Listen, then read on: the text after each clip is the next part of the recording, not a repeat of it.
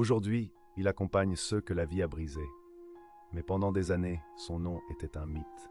François Besse, l'anguille, le roi de l'évasion. 7 fois, il s'est soustrait à la justice. Des barreaux sciés, une corde de drap, un seau dans la nuit, une vitre blindée découpée. Il ne courait pas, il glissait entre les doigts de l'État. Puis il y a eu la rencontre, en prison. Jacques Messrine, une amitié se noue dans le quartier de haute sécurité. Ils organisent une révolte. Ils écrivent à la presse. Ils préparent la suite. Le 8 mai 1968, la prison de la Santé est réputée inviolable. Messrine et Besse escaladent le mur d'enceinte. Ils laissent derrière eux un homme à terre. Dehors, leur association fait la une. Le braquage du casino de Deauville. Une prise d'otage. L'argent coule. Leurs routes se séparent sur une question. Une seule. Messrine veut la vengeance. Il veut s'en prendre au juge qui l'a condamné. Besse refuse.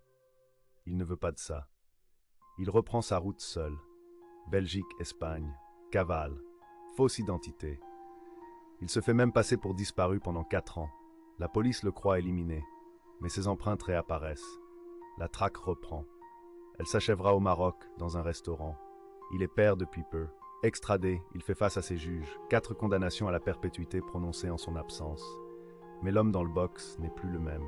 Il a étudié la philosophie. Il a lu Spinoza. Il parle posément. Il dit « Je me suis trompé ». L'avocat général s'adresse aux jurés. Il leur demande d'opérer une révolution intellectuelle. L'homme qu'il devait juger n'existait plus.